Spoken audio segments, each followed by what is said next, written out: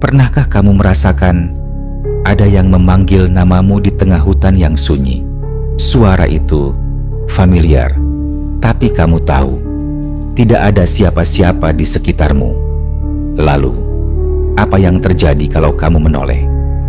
Selamat datang di channel Cerita Mistis Horor, tempat di mana setiap bisikan, setiap bayangan, dan setiap kisah lama bisa menjadi nyata. Malam ini, aku akan membawamu ke sebuah cerita yang masih dibisikkan warga desa hingga hari ini. Cerita tentang sosok tak terlihat yang hanya muncul ketika kamu mendengar namamu dipanggil. Cerita ini berjudul Jangan Menoleh Saat Mendengar Namamu Dipanggil di Hutan. Nama gue Raka. Gue bukan tipe orang yang percaya sama hal mistis, apalagi yang berbau-bau urban legend. Tapi semua berubah waktu gue ikut camping bareng 5 temen gue ke sebuah hutan yang katanya masih perawan, belum banyak dijamah orang. Sebelum masuk hutan, ada seorang warga yang sempat negur. Dia bilang, kalau kalian dengar suara manggil nama kalian di dalam hutan, jangan pernah nengok ya. Gua cuma senyum waktu itu. Anggap itu cuma mitos kampung. Tapi pandangan warga itu serius, dingin. Dan sekarang gue nyesel gak percaya dari awal. Sore itu kami mulai masuk hutan. Jalurnya sepi, udaranya dingin. Meski matahari masih tinggi, sekitar jam 5 sore kami nemu tempat rata buat buka tenda. Tapi anehnya, dari tadi sepi banget. Gak ada suara burung, gak ada jangkrik. Kayak hutan ini mati. Malamnya, setelah makan, kami duduk melingkar sambil cerita-cerita. Salah satu teman gue, Dimas, mulai bahas soal larangan dari warga tadi. Gimana sih? Kok bisa ada suara manggil? Emangnya hantu bisa hafal nama orang? Semua ketawa, tapi 5 menit kemudian, semuanya mendadak diam. Dari dalam kegelapan hutan, terdengar jelas suara Raka. Pelan, tapi terdengar kayak bisikan di telinga. Padahal gak ada siapa-siapa di belakang gue. Gue langsung berdiri. Siapa barusan? Ngerjain ya? Semua saling pandang. Gak ada yang ngomong, gak ada yang ngaku. Lalu suara itu datang lagi. Lebih jelas, Raka, nengok dong. Gue merinding. Suaranya mirip suara almarhum ibu gue. Padahal ibu gue udah meninggal 2 tahun lalu. Gue nyaris nengok, tapi tiba-tiba Reno, teman gue, narik tangan gue keras. Jangan toleh. Wajahnya pucat, tangannya dingin banget. Kami langsung masuk ke tenda. Tapi malam itu, suara-suara aneh terus muncul. Bukan cuma suara manggil nama, tapi juga suara langkah kaki, suara ranting patah, dan tawa kecil dari kejauhan. Pagi harinya, kami sadar satu orang hilang. Dimas. Kami cari kemana-mana, tapi gak ada jejak. Anehnya, cuma ada satu hal aneh di dekat tenda. Sepasang sandal Dimas terbalik dan mengarah ke hutan yang lebih dalam. Kami panik dan mutusin buat turun. Tapi sebelum jalan, Reno cerita sesuatu yang bikin gue makin merinding. Gue pernah baca, kalau kamu nengok waktu suara itu manggil, yang kamu lihat bukan manusia.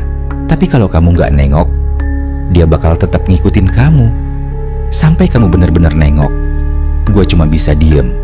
Dan waktu jalan turun, suara itu muncul lagi. Raka, nengok ya, ibu kangen. Tapi gue terus jalan. Sudah seminggu sejak gue pulang dari hutan. Dan jujur, gue ngerasa bukan diri gue sendiri. Gue susah tidur, badan gue lemas terus. Dan yang paling parah, suara itu belum berhenti. Tiap malam, sekitar jam 2 atau 3 pagi, gue dengar suara manggil dari arah jendela kamar kos. Suara yang sama, lembut tapi ngeri. Raka, kamu belum nengok kan? Nengok sekarang ya. Gue udah coba pasang headset, dengerin lagu metal, tapi suara itu tetap ada. Kadang malah muncul di kepala gue, kayak bisikan dari dalam, bukan dari luar. Sampai suatu malam, Gue bener-bener gak tahan. Gue buka tirai jendela. Kosong. Tapi besok paginya, gue nemu bekas jari panjang-panjang nempel di kaca.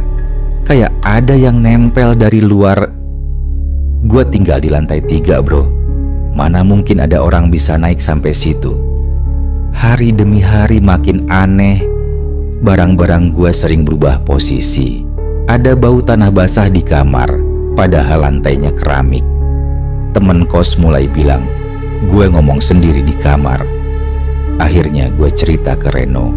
Waktu gue tanya, lo masih dengar suara itu nggak? Wajah dia langsung berubah. Pucat. Gue juga denger, Rak. Tapi suara itu udah mulai manggil nama gue sekarang. Ternyata kita berdua dibuntutin. Reno bilang, ada satu cara buat lepas dari suara itu, tapi harus balik ke tempat asalnya, ke hutan itu. Dan ada satu syarat, lo harus masuk sendirian, Ra. Karena yang dia panggil cuman lo. Gue nekat balik. Malam itu juga gue bawa senter, air doa, dan jaket tebal. Reno cuma nganter sampai batas gerbang masuk. Kalau lo denger suara itu lagi, lo tahan, jangan nengok, apapun yang terjadi. Itu kata-kata terakhir dia sebelum ninggalin gue sendirian di dalam kegelapan hutan. Udah hampir 1 jam gue jalan sendirian. Dingin, gelap, hening. Lalu, seperti yang gue takutin, Raka, tolong, ini ibu, jangan tinggalin ibu di sini. Suara itu terdengar lagi, tapi kali ini lebih dekat. Langkah kaki terdengar dari belakang gue. Daun-daun gemeretak. Nafas berat. Gue tahan. Gue gak nengok. Tiba-tiba ada yang sentuh bahu gue. Dingin, kasar. Raka, kenapa kamu gak nengok? Gue merem. Mulut gue komat-kamit baca doa. Lalu semuanya gelap. Saat gue sadar, udah pagi. Gue kebangun di pinggir jalan, dekat gerbang hutan.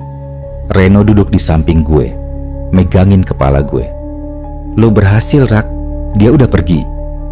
Tapi entah kenapa, gue masih ngerasa ada yang ngawasin dari balik pepohonan. Dan saat kami jalan pulang, gue sempat noleh ke belakang. Ada siluet perempuan berdiri di antara kabut, menatap gue tanpa wajah. Setelah kejadian di hutan itu, semuanya kayak kembali normal. Gue udah bisa tidur. Suara itu hilang. Gak ada gangguan aneh lagi di kamar. Tapi, jujur, gue gak ngerasa lega. Justru ada perasaan aneh. Kayak semuanya terlalu tenang. Dan tiap kali gue sendirian, gue ngerasa kayak ada yang ngikutin. Bayangan, siluet, refleksi wajah di kaca yang bukan punya gue.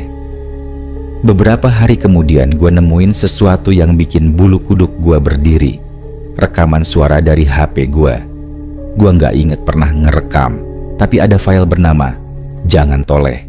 Waktu gue play, isinya cuma suara napas, dan di akhir, suara yang sangat pelan tapi jelas. Akhirnya kamu nengok juga. Suatu malam, Reno ngajak ketemuan. Katanya, ada hal penting. Kami ketemuan di warung kopi dekat kampus. Tapi pas gue dateng, gue kaget. Di meja itu udah duduk seseorang. Dimas? Iya, Dimas yang hilang di hutan. Temen kami yang udah dicariin kemana-mana. Loh, masih hidup? Dia cuma senyum, tapi senyumnya aneh, kaku, dingin. Reno datang beberapa menit kemudian, langsung pucat ngelihat Dimas. Loh, gak mungkin ada di sini. Dimas masih senyum. Lalu dia ngomong, kalian salah satu dari kami sekarang udah gak bisa balik. Lalu dia pergi. Dan sejak itu gak ada orang lain yang ngaku pernah lihat Dimas malam itu. CCTV warung juga katanya rusak. Sekarang udah sebulan lewat sejak semua itu terjadi. Tapi beberapa hal aneh mulai terjadi lagi. Jam dinding di kamar gue berhenti di jam 2.34 pagi. Waktu pertama kali suara itu muncul. Tanah di bawah kasur selalu lembab. Padahal gue tinggal di lantai 3. Dan yang paling parah, gue mulai denger dengar suara lain. Tapi kali ini bukan suara yang manggil nama gue. Kamu udah bawa temenmu yang lain kan?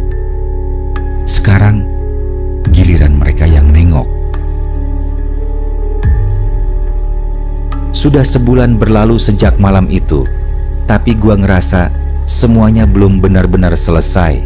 Kadang saat tidur, gua ngerasa seperti ada yang duduk di ujung ranjang. Gua dengar napas berat, lama-lama jadi bisikan. Gua yakin gua nggak mimpi. Tapi setiap gua buka mata, nggak ada siapa-siapa. Kamar tetap gelap, hening. Tapi bau tanah basah itu masih nempel di hidung gua. Dan satu hal paling bikin gue merinding. Gue mulai mimpi tentang hutan itu lagi. Dalam mimpi itu, gue selalu ada di jalur yang sama. Jalan setapak sempit di antara pohon-pohon tinggi. Langit selalu abu-abu. Udara dingin. Tapi gue nggak ngerasa beku. Di kejauhan, selalu ada bayangan putih berjalan perlahan. Punggungnya membelakangi gue. Kadang dia seperti memanggil, tapi mulutnya nggak gerak. Suara itu langsung muncul di kepala gue. Nengok, cuma sebentar saja. Gue bangun dengan napas terengah, baju basah keringat, dan jam selalu menunjukkan pukul 2:34 pagi. Persis waktu suara itu pertama kali muncul di hutan. Gue pikir itu semua cuma trauma. Tapi semua berubah saat gue dapet chat dari nomor nggak dikenal. Dia ngirim sebuah foto hutan berkabut dengan siluet berdiri di tengah jalan setapak dan berbicara. Masih ingat tempat ini, Raka? Gua lemes. Foto itu diambil dari belakang gua. Posisi yang sama kayak gua berdiri waktu pertama kali suara itu muncul. Tapi gua nggak pernah ingat ada yang motret malam itu. Dan yang bikin makin parah, foto itu dikirim pukul 2:34 pagi. Gue langsung telepon Reno. Dia jawab dengan suara berat, kayak baru bangun. Tapi ada nada takut juga waktu gue cerita soal foto itu.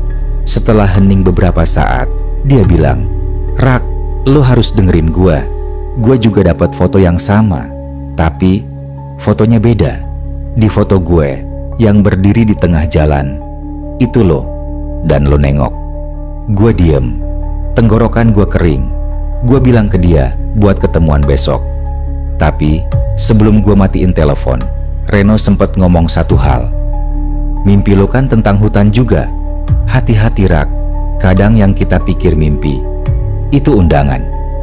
Keesokan harinya, gue dan Reno ketemuan di kamar kos gue. Dia bawa flash disk. Katanya dia nemu file aneh di laptopnya yang muncul sendiri. Di dalam flash disk itu cuma ada satu folder, Pulangkan Kami. Isinya, rekaman suara, file video pendek, dan satu dokumen teks. Gue buka video dulu, cuma berdurasi 19 detik, tapi cukup buat bikin darah gue membeku. Seorang cewek muda, berdiri di tengah hutan, bajunya robek, wajahnya pucat. Dia ngomong pelan, lirih tapi jelas. "Aku nggak bisa keluar kalau nggak ada yang gantiin. Kalau kalian udah dengar suara itu, artinya pintu udah kebuka." Gua buka file teksnya. Isinya semacam jurnal dari seseorang bernama Lucy. Tulisannya kayak diketik buru-buru. Kalimatnya pendek-pendek. Tapi dari isi jurnal itu, gua dapat satu fakta mengerikan. Hutan tempat kami kemping bukan sekadar hutan biasa. Konon katanya, hutan itu dijaga oleh entitas lama yang bisa menyerupai suara orang yang kita sayang. Mereka nggak bisa masuk ke dunia kita, kecuali kita mengizinkan. Dan gimana caranya kita ngizinin? Dengan menoleh. Dari jurnal itu juga, gue tahu satu hal penting. Kalau lo udah pernah dengar suara itu, maka lo udah ditandai. Mereka akan terus ngejar sampai lo nengok. Dan satu-satunya cara buat nutup pintu itu adalah mengorbankan seseorang yang udah nengok. Gua langsung mikir, Dimas, dia udah nengok. Tapi kalau dia udah jadi bagian dari mereka, kenapa dia bisa muncul lagi waktu itu? Atau itu bukan Dimas? Gue dan Reno mutusin buat nyari tahu lebih jauh soal hutan itu. Kami ke desa terakhir yang kami lewati sebelum masuk hutan. Desa tempat warga yang dulu ngasih peringatan itu tinggal. Pas kami datang, warga kelihatan waspada. Beberapa nutup jendela. Ada yang bisik-bisik sambil lihat ke arah kami. Akhirnya kami ketemu Pak Parman, bapak tua yang waktu itu ngingetin kami soal suara manggil. Wajahnya langsung tegang waktu lihat kami. "Kalian dengar suaranya ya? Sudah masuk ke dalam ya?" Gua angguk pelan, lalu cerita semuanya, termasuk soal Dimas. Pak Parman ngelus dada, lalu bilang, "Kalian harus pulangkan dia. Yang udah nengok nggak bisa balik, tapi dia bisa disegelin. Tapi kalian harus temuin tubuh aslinya dulu." Gua ngerasa jantung gua hampir berhenti. "Maksudnya, jadi Dimas masih di dalam hutan?" Pak Parman angguk pelan. "Yang kalian temui malam itu bukan Dimas, cuma cangkang, peniru. Malam itu kami tidur di rumah Pak Parman. Tapi jujur aja, gue gak bisa tidur. Gue terus kepikiran tentang tubuh Dimas yang mungkin masih ada di hutan itu, masih nungguin bantuan, atau lebih buruk, udah jadi bagian dari sesuatu yang lain." Sekitar jam 2:34 pagi, suara itu muncul lagi. Tapi kali ini, dua suara sekaligus. Raka, Reno. Gue dan Reno saling pandang. Wajah kami pucat. Lalu dari balik jendela, terdengar ketukan pelan. Tok, tok, tok. Kami pelan-pelan mendekat. Tapi sebelum gue buka tirai, Pak Parman nyamber dan bilang, "Jangan buka. Mereka sudah tahu kalian di sini." Keesokan harinya, kami minta Pak Parman bantu temenin kami buat masuk lagi ke hutan. Tapi dia cuma geleng. "Aku udah tua, tapi ada yang bisa bantu kalian. Cucu angkatku, namanya Kirana. Dia pernah masuk dan balik, tapi dia nggak pernah sama lagi." Gue dan Reno ketemu Kirana sore itu. Cewek berusia sekitar 20 tahunan, tapi matanya kosong. Cara bicaranya lambat, dan dia selalu bawa kalung dari tulang kecil-kecil yang katanya ditemukan di dasar pohon beringin di tengah hutan. "Kalau mau cari tubuh teman kalian, kalian harus ke pohon bisik. Di sanalah semua suara berasal." Kami berangkat malam itu juga. Kirana jadi penunjuk jalan. Kami masuk ke dalam hutan lagi, tapi kali ini lebih dalam. Langkah kami pelan. Angin dingin, kabut tebal, dan tak lama suara-suara itu mulai muncul lagi. "Reno, sini, aku kedinginan. Raka, tolong aku." Gue dan Reno terus jalan, sampai kami sampai di satu area dengan tanah berlumpur. Pohon-pohon besar melingkar membentuk semacam lingkaran alami. Di tengahnya ada pohon beringin raksasa. Akar-akarnya melingkar seperti tangan menjulur dari tanah. Kirana menunjuk pohon itu. "Itu pohon bisik. Kalau tubuh Dimas masih ada, dia pasti di situ." Kami mendekat, dan saat itulah kami melihatnya. Sepasang kaki keluar dari lumpur di bawah pohon. Sandalnya terbalik, dan di sebelahnya HP dengan layar yang masih menyala memperlihatkan jam 2:34. Raka berdiri terpaku, tubuhnya gemetar saat melihat kaki Dimas yang mencuat dari tanah di bawah pohon bisik. Reno menatapnya, matanya berkaca-kaca. Udara malam itu terasa jauh lebih pekat dan dingin. Kabut merayap seperti tangan-tangan tak terlihat yang mencoba meraih kaki mereka. "Ini beneran dia," bisik Raka. Reno mengangguk perlahan. "Pohon itu, dia bukan sekadar pohon, dia gerbang." Raka mundur selangkah. "Gerbang kemana?" "Ke tempat mereka, tempat para penunggu. Mereka yang menunggu suara kita, yang menunggu kita nengok." Tiba-tiba, tanah di sekitar pohon itu berguncang pelan. Dari sela akar yang menggeliat seperti hidup, muncul sesuatu, sebuah kepala, atau lebih tepatnya, topeng wajah Dimas yang kosong. Matanya hitam legam, mulutnya terbuka, dan dari dalamnya terdengar suara. "Salah satu dari kalian Harus tinggal. Raka menoleh ke Reno. Maksudnya, harus ada yang jadi pengganti, kata Reno dengan suara pelan. Biar pintu bisa ditutup. Kalau enggak, kita bakal ke bawah semua. Raka menelan ludah. Dalam pikirannya, semua memori berputar. Suara itu. Malam-malam tak bisa tidur. Bayangan di jendela. Jari-jari panjang. Dimas yang hilang. Dan Dimas yang kembali, tapi bukan manusia. Lo percaya ini semua bisa selesai kalau salah satu dari kita ngorbanin diri? Tanya Raka. Reno tak langsung menjawab. Ia mengeluarkan sebuah buku lusuh dari ranselnya. Buku tua bersampul kayu, berisi catatan ritual kuno. Ini, gue dapat dari kakek gue. Dia dulunya juru kunci di hutan ini.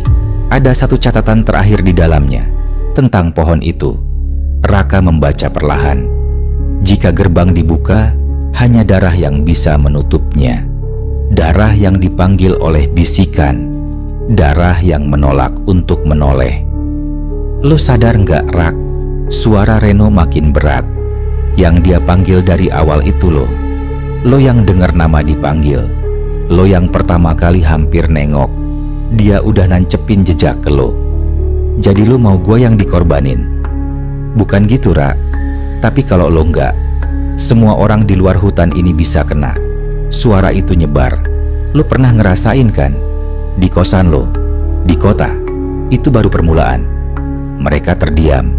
Suara angin membawa desiran yang tak wajar, seperti ratusan bisikan bersatu. Raka, nengok ya, ibu di sini.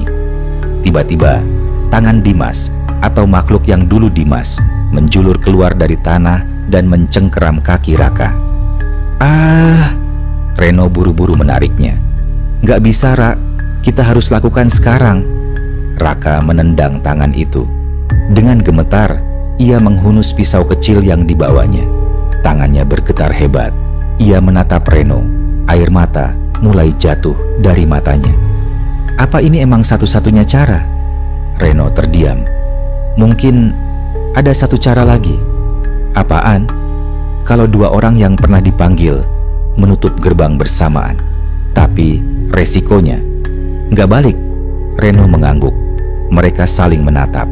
Dalam tatapan itu, mereka mengerti.